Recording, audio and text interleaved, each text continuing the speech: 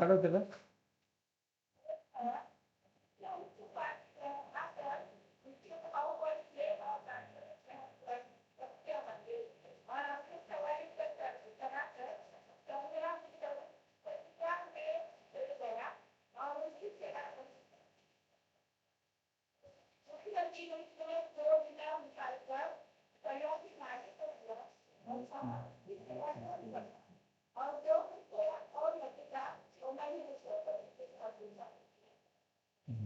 बस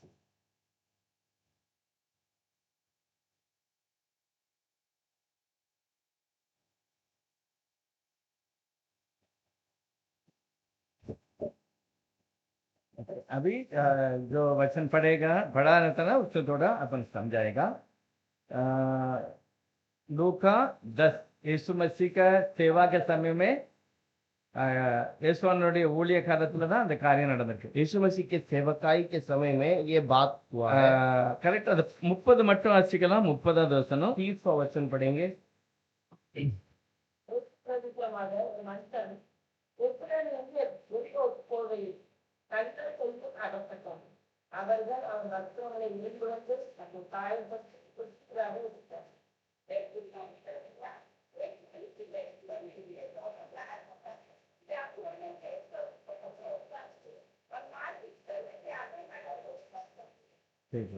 இயேசுவனுடைய காலத்துல நடந்த ஒரு கதை ஸ்டோரி தான் இயேசுவானவர் ஜனங்களுக்கு சொல்லுகிறார். यीशु मसीह के जीवन में उनके समय पे हुई एक बात को प्रभु एक कहानी के रूप में उन्हें बता रहा है। முக்கியமான ஒரு ஆளு யாருன்னா எருசலேம்ல இருந்து यरीहो போகிறார். इसपे मुख्य एक व्यक्ति का नाम है जो यरूशलेम को छोड़कर यरीहो पे जा रहा है। எருசலேம்ல இருக்கிறது என்னதற்கு சபை இருக்கு. यरूशलेम में क्या है? यरूशलेम में प्रभु की कलीसिया है। அங்க தேவனை ஆராதிப்பார்கள். वहां पर प्रभु की आराधना करते हैं। ஆண்டவர் எப்படி ஆராதிக்கணுமோ அந்த சிஸ்டப்படி தான் அங்க ஆராதிப்பாங்க. और जिस प्रकार से लोग आराधना करना चाहिए उसी नियम से वो आराधना करते हैं। அங்க ஆராதிக்கிறதுக்கு சட்டம் இருக்கு, பலி இருக்கு, எல்லாமே செய்யணும். और वहां आराधना करने के लिए समय जो नियुक्त किया गया कुछ बातें हैं और समय है। எல்லாரும் அங்க ஆராதனை செய்ய முடியாது. और सब लोग वहां पर जाके आराधना नहीं कर सकते। எல்லாரும் வெளியே நிக்கணும். सब लोग आंगन के बाहर खड़े होने चाहिए। ஆராதனைக்கு அப்படின்னு ஒரு சில ஆட்களை நியமிச்சிருக்காங்க. और आराधना के लिए कुछ लोगों को प्रभु ने चुना है। அவங்க தான் அங்க ஆராதனை நடத்தணும். और वही लोग उस आराधना को चलाना चाहिए। ஆராதனை தினமும் நடக்கும். आराधना हर दिन चलता है। ஆனா முக்கியமான நாள் எது? लेकिन मुख्य दिन कौन सा है? சனிக்கிழமை தான். और वो केवल शनिवार है। அதனாலதான் எல்லா ஜனங்களும் அங்க சனிக்கிழமை போய் ஆராதிப்பாங்க. इसीलिए सारे लोग वहां पर शनिवार को जाकर आराधना करते हैं। இயேசுவானவர் வந்து ஒரு புதிய பிரசங்கத்தை பண்ணுகிறார். लेकिन यीशु आकर वहां पर एक नया प्रचार करता है। அவர் என்ன சொல்றாருன்னா நீங்க தினமும் ஜெபம் பண்ணணும். वो कहता है तुम्हें हर दिन प्रार्थना करना है।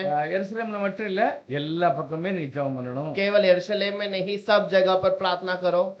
ரெண்டாவது யூதர்கள் மட்டுமல்ல, எல்லாருமே புறஜாதிகளும் ஆராதிக்கணும். केवल यहूदी नहीं, सारे अन्य जाति सब लोग आराधना करना चाहिए। இந்த வார்த்தைகளை வந்து யூத ஜனங்களால ஏற்றுக்கொள்ள முடியல. इन बातों को यहूदी लोग स्वीकार नहीं कर पाए। அவங்களுக்குன்னு ஒரு சட்டம் இருக்கிறது और उनके लिए एक नियम है। அந்த சட்டம் வேதாகமத்தில் இருக்கு. और वो नियम वो कलाम के अंदर लिखा हुआ है। கொஞ்ச நாள் கழிச்ச உடனே लेकिन யூதர்கள்லாம் வேற ஒரு சட்டத்தையும் வச்சுட்டாங்க. थोड़े समय के बाद सारे यहूदियों ने एक नया नियम रख दिया। எப்படி அப்படின்னா, कैसे? உதாரணத்துக்கு ஒரு தாயையும் தகப்பனையும் என்ன செய்யணும்? கடைசி மட்டும் அவங்கள பாதுகாக்கணும். और एक नियम है कि अपने माता पिता को अंत तक उन्हें संभालना है, அவங்களுடைய பிள்ளைகள், उनके बच्चे। ஆனா இவங்க ஒரு சட்டம் போட்டாங்க. लेकिन इन्होंने एक नियम रखा, நீங்க உங்க அம்மா அப்பா கடைசி வரை பார்க்கணும்னு அவசியம் இல்ல. तुम अपने माता पिता को आखिर तक देखने की आवश्यकता नहीं। ஒரு காணிக்கையை கொண்டு சர்ச்சில் கொடுத்தா போதும். एक दान तुमने कलीसिया में दिया तो काफी है। பஸ் அது பண்ணி நீங்க கவனிக்க வேண்டாம். उसके बाद अपने माता पिता को ध्यान देने की जरूरत नहीं। அதனால இது எல்லாத்தையும் அந்த உபதேசத்தை எல்லாரும் ஏற்றுக்கொள்ளுதாங்க. और वैसे उपदेश को वहां के लोगों ने उस समय पर स्वीकार किया। அவங்க முக்கியமா சொல்றது கை காலெல்லாம் நல்லா கழுவணும். और वो मुख्य कहते हैं कि अपने हाथ पैर अच्छे से धोना है, முகத்தை கழுவணும், और अपने मुंह धोना है।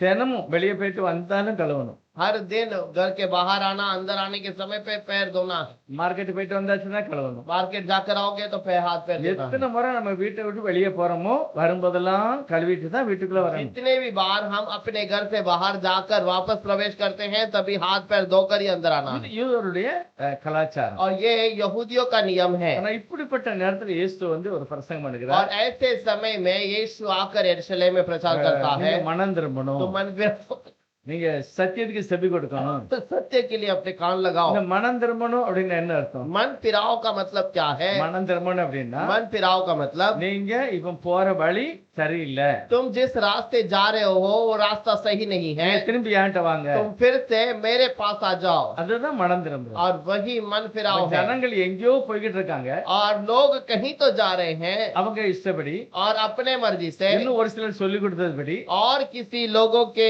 कहने के अनुसार। இயேசு சொல்றாரு அங்கெல்லாம் போகாத என்கிட்ட வா. यीशु कहता है वहां मत जाना, मेरे पास आओ। அப்ப இயேசுவானுடைய போதனை அவருடைய நடவடிக்கை எல்லாமே தேவனால் முன்குறிக்கப்பட்டவை. अब यीशु मसीह का प्रचार, यीशु का शिक्षा सब प्रभु की ओर से नियुक्त किया गया ஆனா है। ஜனங்கள் ஏற்ற தாழ்வு இருந்தது. लेकिन लोगों के ऊपर ऊपर नीचे का भेदभाव था। ஆனா இயேசுவான சொல்ற இல்ல எல்லாரும் ஒரே மாதிரி. लेकिन यीशु ने कहा मेरे लिए सब लोग एक समान हैं। ஆனா அதை எல்லாரும் ஏற்றுக்கொள்ளல. वो सारे लोग स्वीकार नहीं कर ஆனா पाए। கர்த்தருடைய வசனம் என்ன சொல்றதுன்னா, लेकिन प्रभु का वचन क्या कहता है? ஒரு மனுஷனோட கர்த்தர் பேசுகிறாரு, एक व्यक्ति से प्रभु बातें करता है, அவனே கேட்க ஏசப்பாட்ட, वो खुद आकर यीशु से पूछने लगा, ஆண்டவரே இந்த மாதிரி முக்கியமான கற்பனை என்னது? और यीशु मुख्य आज्ञा क्या है? ஆண்டவர் சொல்றாரு முக்கியமான கற்பனை நம்ம ஒரே ஒரு தெய்வத்தை ஆராதிக்கணும், और मुख्य आज्ञा एक ही है कि एक ही खुदा को नमन करना, அந்த முழு இருதயத்தோட, उसे पूरे मन से, முழு மனதோட, पूरे आधा प्राण से அப்புறம் முழு பலத்தோட. और पूरे शक्ति से।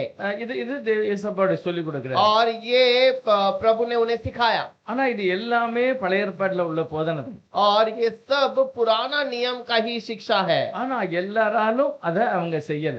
और सारे लोग उसको पालन नहीं कर पाए। ஆனா ஒரு ஆளு என்ன சொல்றாருன்னா, एक व्यक्ति क्या कहता है? ஆண்டவரே இது நீங்க சொன்னதெல்லாம் ரைட் தான், प्रभु आप ये बता दें ये बात सही तो है, இன்னும் ஏதாவது விசேஷம் இருக்கா? और कोई मुख्य बात है क्या जो मुझे पालन करना है? அப்ப கர்த்தர் என்ன சொல்லுகிறாருன்னா, तब प्रभु ने क्या कहा?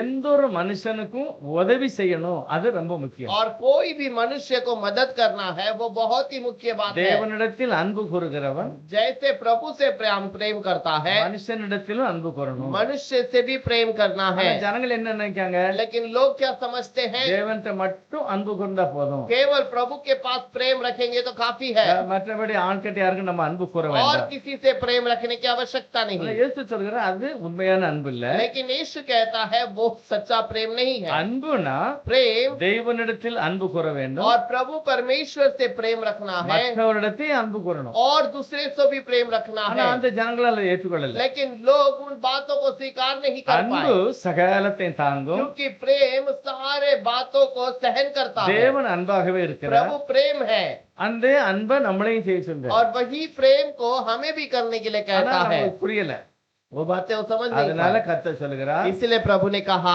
ஒரு மனிதன் எருசலேம்ல இருந்து எரிகோக்கு போகிறான். एक व्यक्ति यरूशलेम को छोड़कर यरीहो पे जा रहा था। எருசலேம்ல தேவனுடைய சபை இருக்கிறது, यरूशलेम में प्रभु का परमेश्वर का भवन है, அங்க தேவனுடைய வார்த்தை கிடைக்கும். वहां पर प्रभु का वचन मिलता है। ஆனா ஒரு ஆளு அதை விட்டுட்டு எங்கேயோ போறான். और एक व्यक्ति उसे छोड़कर कहीं तो जा रहा है। இயேசு என்ன சொல்ல விரும்புறாரு, यीशु क्या कहना चाहता है? இவன் சட்டத்தை மீறி எங்கேயோ போறான். और ये आज्ञा को छोड़कर कलीसिया से दूर जा रहा है। அப்படி போகிற வழியில और वैसे जाने के रास्ते पे கள்ளர்கள் அவனை பிடித்தார்கள். और उसे डाकुओं ने पकड़ लिया, அவனுடைய துணியெல்லாம் எடுத்துட்டாங்க, उसके वस्त्र को छीन लिए, அவன் வச்சிருந்த பணத்தை எடுத்துட்டாங்க, उसके पास जो धन था उसे छीन लिया, அவன் நடக்க முடியாதபடி அடிச்சு போட்டும் போயிட்டாங்க. और वो चल नहीं सके, वैसे उसे मार पीट कर चले गए। இயேசு சொல்லுகிறார், यीशु ने कहा எந்த ஒரு மனுஷன் எருசலேமை விட்டு வெளியே போனா இப்படிதான் நடக்கும். यदि कोई मनुष्य यरूशलेम से बाहर जाएगा तो उसके जीवन में ऐसा ही होगा। அப்போ ஆண்டவர் என்ன சொல்றாரு, போனவன் அப்படியே போகக்கூடாது, तब यीशु ऐसा नहीं है कि जाने वाला ऐसे ही जाना नहीं चाहिए, நம்ம அவனுக்கு உதவி செய்யணும் हमें उसे मदद करना है। அப்படின்னு ஒரு சொல்றதுக்கு தான் இந்த ஸ்டோரி சொல்லுகிறார். और वैसे कहने के लिए ही इन बातों को बताता है। இப்போ இவன் எருசலேம்ல இருந்து வெளியே வந்துட்டான். यरूशलेम से ये बाहर आ गया। ஆனா ஒரு ஆளு வெளியே இருந்து எருசலேமுக்கு போறான். अब और कोई लोग हैं जो यरूशलेम के बाहर से यरूशलेम की ओर जा रहे हैं। ஆனா அந்த போன அங்க ஒரு ஆள் படுத்திருக்கிறாரு. और वो जाने के रास्ते पे देखा कि वहां पर वो एक व्यक्ति मार पीट के पड़ा हुआ है। அது எழுதி இருக்குது, அவனை கள்ளர்கள் பிடித்திருக்கிறார்கள். और उसे चोर डाकुओं ने पकड़ा है। அவனுடைய துணி எடுத்துட்டாங்க. उसके वस्त्र को छीन लिया है காயப்பட்டிருக்கிறான். और वो घायल है முழுதும் சாகல, சாவுத மாதிரி கிடக்கும். और वो मरा नहीं लेकिन मरने के हालत में गांव में पड़ा है। அப்போ ஒரு பெரிய ஒரு பாஸ்டர் வருகிறார். और तब एक पास्टर वहां पर आ रहा பழைய है। ஏற்பாட்டுல பாஸ்டரை ஆசாரியர்கள் மங்க. और पुराने नियम में पास्टर को याजक करके कहा जाता है। அவர் பார்த்தாரு, और उसने देखा ஓ இந்த ஆளு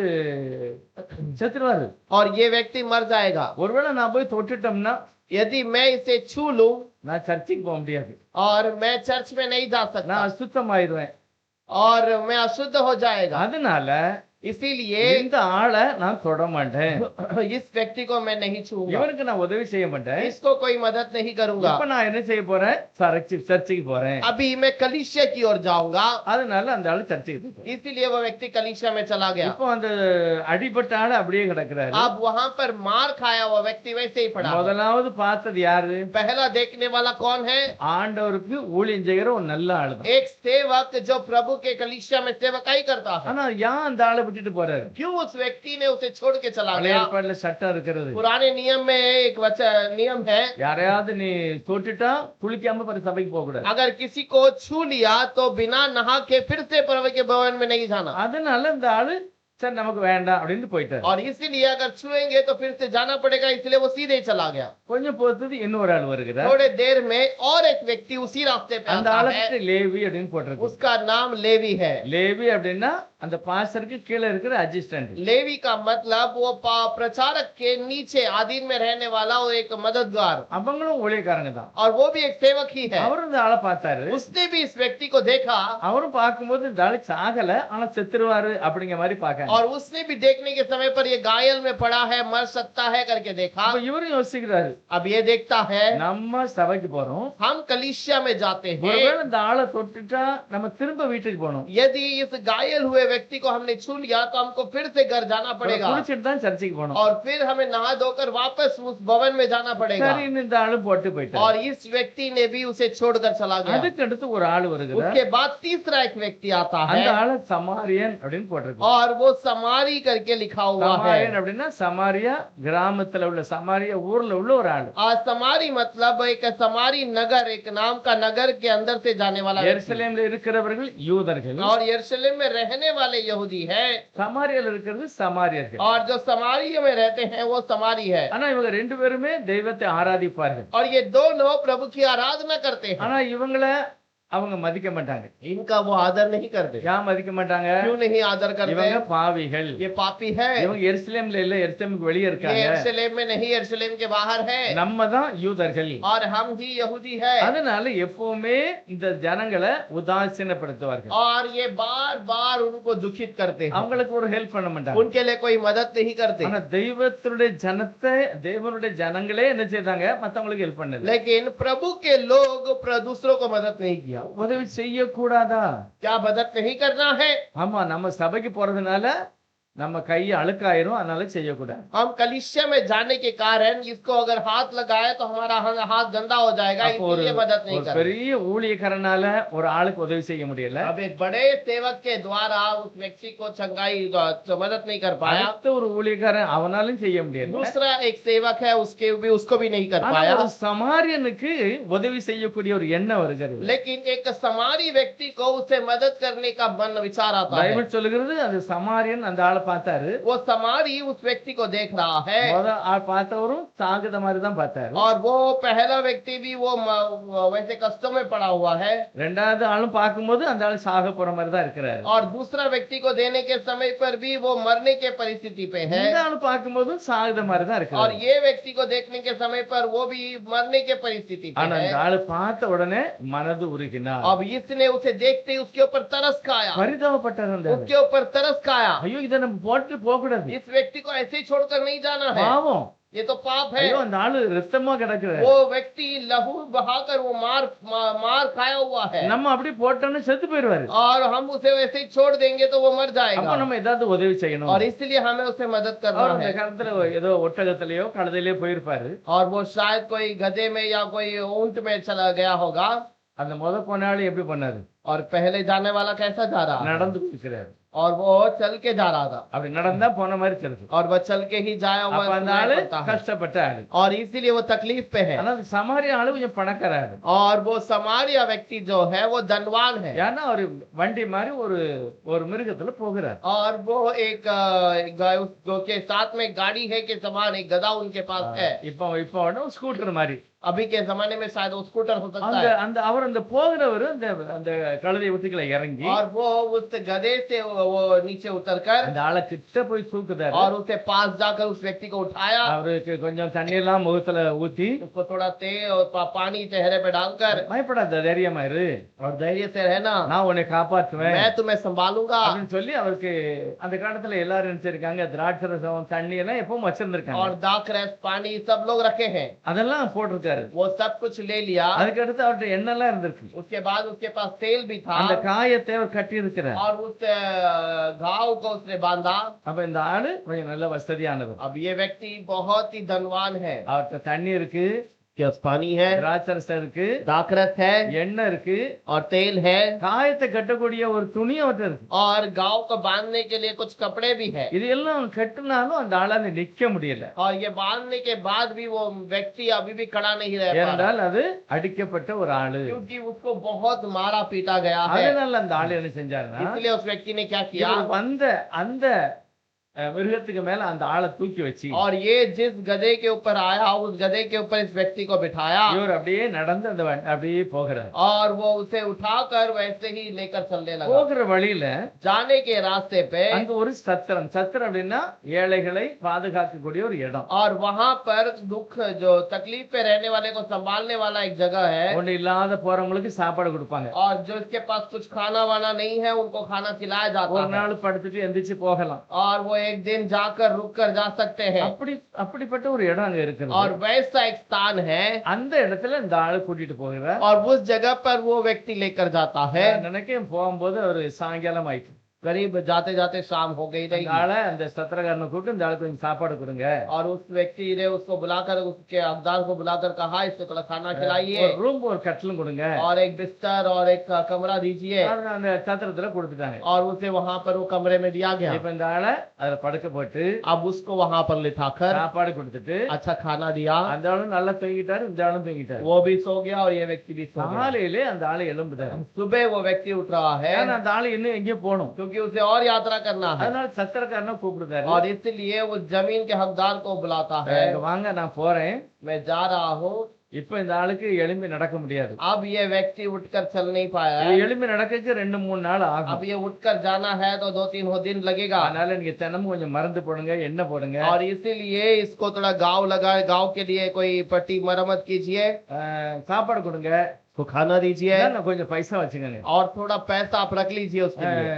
பைசா குறையா இருக்குன்னு நினைக்காதீங்க अब पैसा कम है करके मत सोचिए, 2-3 நாள் நல்லா கவனிச்சுங்க और 2-3 दिन अच्छा ध्यान दीजिए। நான் போயிட்டு திரும்ப வருவேன் मैं छोड़कर 2 दिन के बाद நான் वापस வந்த आऊंगा, பிறகு எவ்வளவு செலவாயிருக்கோ அதெல்லாம் நான் और தந்துடுவேன் अभी और अधिक खर्च हुआ तो वो पूरा दाम में देकर जाऊंगा। சத்திரக்காரர் சொன்னார் சரி நான் और கவனிச்சுக்கிட்டேன் वो वहाँ के व्यक्ति ने कहा कि मैं पूरा देखभाल இப்ப அந்த करूंगा। ஆளு போயிட்டாரு अब वो व्यक्ति चला गया, அப்ப ஆண்டவர் அந்த ஜனங்களை பார்த்து और கேட்கிறாரு प्रभु अभी लोगों को देखकर कहता है, இந்த கஷ்டப்பட்ட மனுஷனை अब ये तकलीफ पे पड़ा हुआ व्यक्ति को என்ன நினைக்கிறீங்க आप लोग क्या समझते हैं? இதுல இந்த ஆளை 3 ஆளு பார்த்தாங்க इस व्यक्ति को 3 लोगों ने रास्ते पे देखा। முதலாவது ஒரு பெரிய ஊழியக்காரர் पहला एक बड़ा सेवक, ரெண்டாவது சின்ன ஊழியக்காரர் उसके बाद एक छोटा सेवक, மூணாவது ஒரு பாவி மாதிரி நினைக்கிற நீங்க பாவின்னு சொல்றீல அந்த ஆளு और आप लोग जो पापी है करके कहते हैं वैसा एक व्यक्ति। ஆனா அந்த மூணுல எது பெஸ்ட் அப்படின்னு கேட்காரு ये तीनों में कौन सा व्यक्ति बहुत भला है? ஆனா என்ன பதில் சொல்லணும் अभी जवाब क्या आना चाहिए? என்ன சொல்லணும் क्या जवाब आना चाहिए?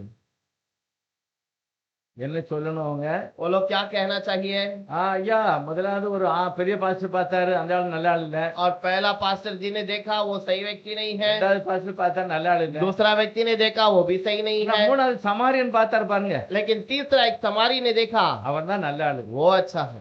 அப்படின்னு தான் சொல்லணும். वैसे ही कहना चाहिए। சிம்பிளா சொல்லணும் என்ன சொல்லணும்? अगर थोड़े आसानी में कहना है तो क्या कह सकते ஐயா हैं? அவனுக்கு உதவி செய்தார்ல ஒரு சமாரியன், அவர் தான் நல்ல ஆளு. और उसको मदद किया ना वो व्यक्ति सही व्यक्ति है। ஆனா இவங்களுக்கு சமாரியன் சொல்ல கூட அவங்களுக்கு வெக்கம். अब उनको शर्मिंदा हुआ कि वो समारी बला है करके कहने के लिए, அதனால சொன்னாங்க அவனுக்கு இரக்கம் செய்தவன். और इसलिए वो कहते हैं जिसने उसके ऊपर दया किया। அந்த மாதிரி யூதர்கள் சமாரியர்களை एकदम மோசமான நினைக்கக்கூடியவங்க. इस प्रकार से यहूदी समारी को बहुत ही नीचे की ओर दिखते हैं। ஆண்டவர் கேக்குறாரு யார் இதுல ஃபேமஸ்? और प्रभु पूछता है ये तीनों में कौन अच्छा व्यक्ति है? 37வது வசனத்துல எழுதி இருக்கு. 33 वचन 36 37 36 और 37।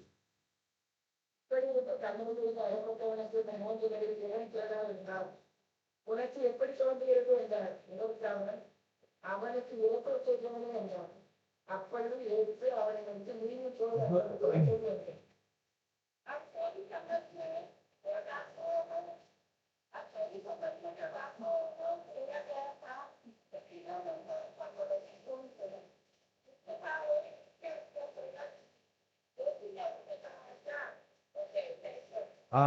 ஆனா உண்மையிலேயே அவங்க எப்படி என்ன சொல்லணும்? सच्चाई में वो लोग क्या कहना चाहिए?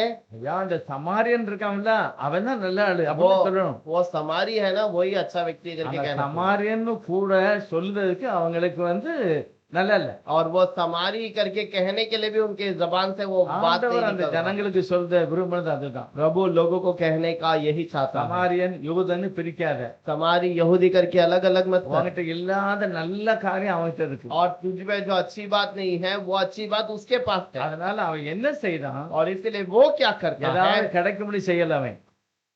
कुछ मिलेगा करके नहीं करता, அவனுக்கு உதவி செய்யணும் அப்படின்னு தான் அவன் ஹெல்ப் பண்ணு. उसको मदद करने के लिए करता है। இயேசு அப்படி சொல்றார், நீயும் அப்படியே செய். यीशु कहता है तू भी वैसा ही कर। நீ யூதன், तू यहूदी है, ஆனா நீ என்ன செய்யணும்? लेकिन तुम्हें क्या करना है? முடியாதவங்களுக்கு உதவி செய்யணும். जो हो नहीं सकता हो, जिसको मदद नहीं मिलता है, उसे तू मदद कर। இப்ப இயேசுவானவருடைய போதனையினுடைய பொருள் என்ன அப்படின்னா, अब यीशु मसीह की शिक्षा का अर्थ क्या है? எந்த ஒரு மனுஷனையும் புறம்பே தள்ளாத, कोई भी मनुष्य को दूर न करना, அவனுடைய சூழ்நிலையை பார்க்கணும், और उसकी परिस्थिति को देख அவங்களுக்கு நீங்க உதவி செய்யணும். और उसको मदद कर।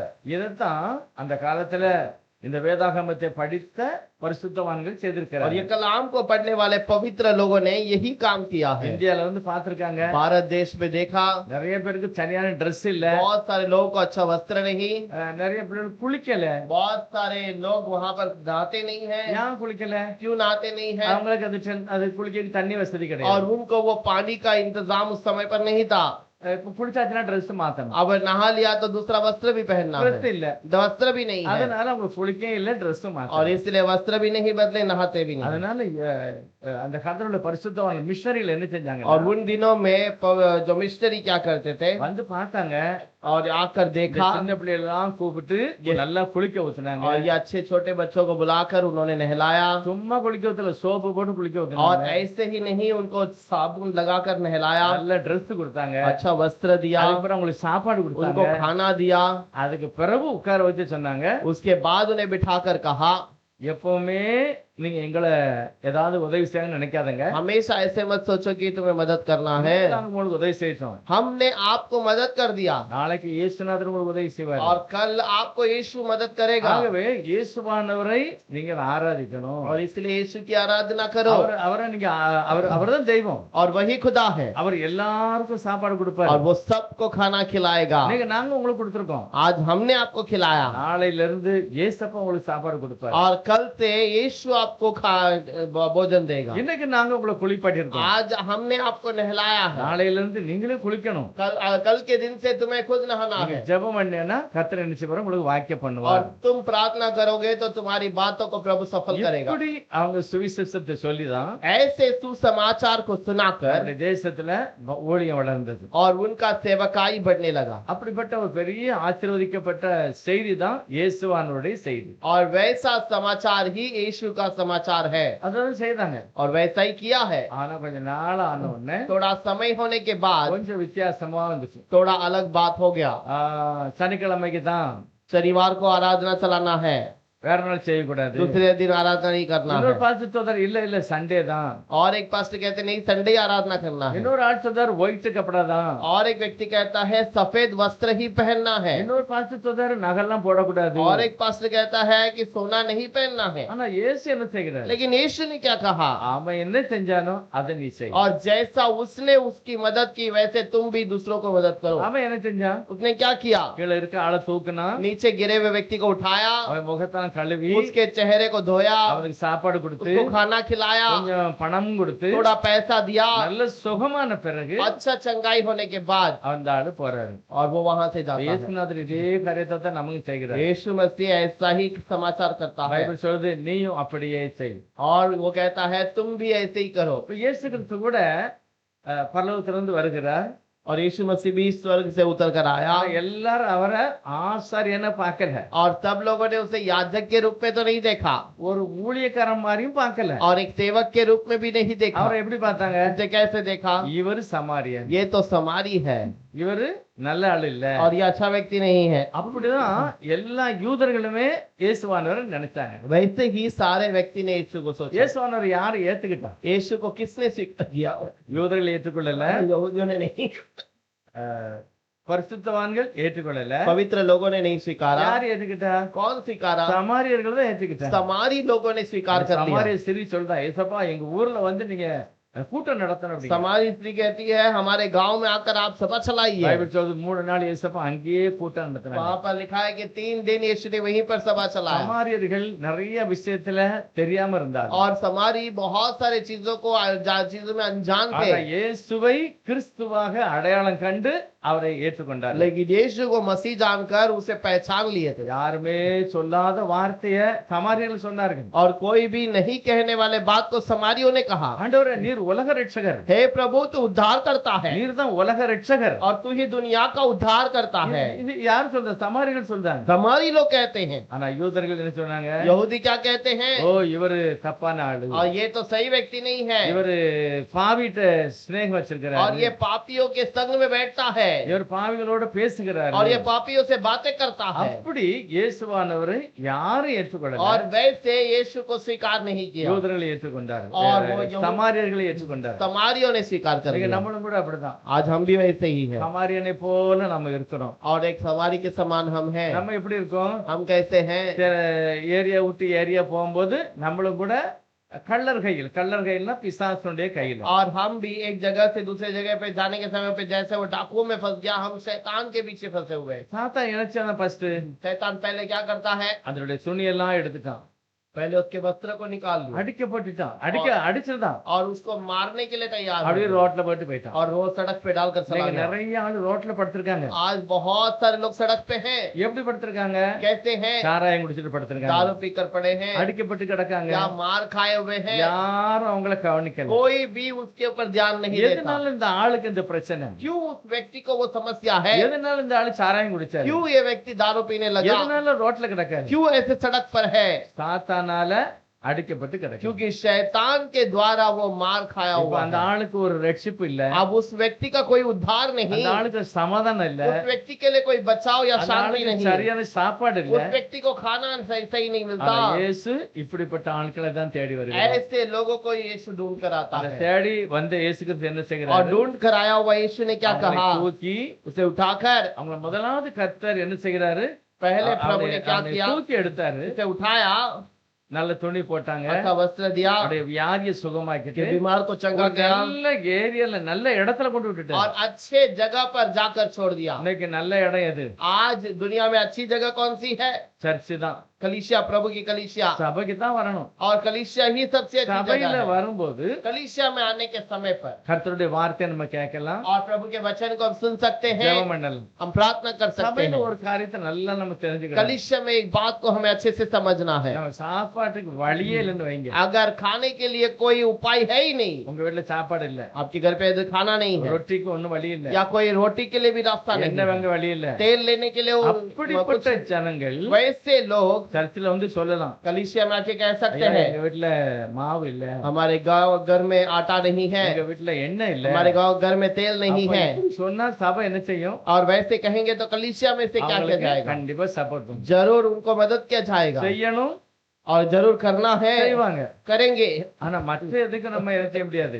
और किसी बात के लिए எனக்கு ஒரு டிவி வாங்கணும், கொஞ்சம் பைசா கொடுங்க, मुझे टीवी लेना है, पैसा दीजिए, அதுக்கு எந்த சமயம் கொடுக்க மாட்டோம். उसके लिए कोई कलीसिया नहीं देगा। ஆனால் பைபிள் சொல்லுகிறது, लेकिन बाइबल कहती है, விழுந்த சமாரியனை தூக்கினான், और गिरे हुए समारी को उसने उठाया, காயத்தெல்லாம் கட்டினா, उसके घायल को बांधा, ஒரு நல்ல வீட்டுல கொண்டு एक வச்சுட்டான். अच्छे जगह पर उसे जाकर அந்த छोड़ வீட்டுல दिया, சாப்பாடு கிடைச்சது, தண்ணி கிடைச்சது, தங்கதுக்கு இடம் और கிடைச்சது. वहां पर उसको रहने के लिए अच्छा जगह मिला, उसको वहां पर इलाज के लिए, खाने के लिए सब कुछ दिया இன்னைக்கு गया। கர்த்தர் நமக்கும் கூட அப்படி ஒரு சபையை आज हमें भी प्रभु ने ऐसा एक कलीसिया दिया है, இயேசுப்பா தான் நம்மள கொண்டு வந்திருக்காரு. यीशु ही हमें लेकर आया है। இதை நம்ம ஒரு சத்திரத்தை போல பார்க்கணும். इसे हमको एक उस सुरक्षा के रहने के स्थान के இங்க समान நம்ம देखना। ஜெபம் பண்ணணும். यहाँ पर प्रार्थना ஏன்னா करना है। ஏசப்பா அதுல பைபிள்ல 2 பணத்தை கொடுத்தாருன்னு போட்டிருக்கு. और वहां पर लिखा है उसने उसे 2 पैसे दिए करके लिखा है। சபையில என்ன இருக்கு?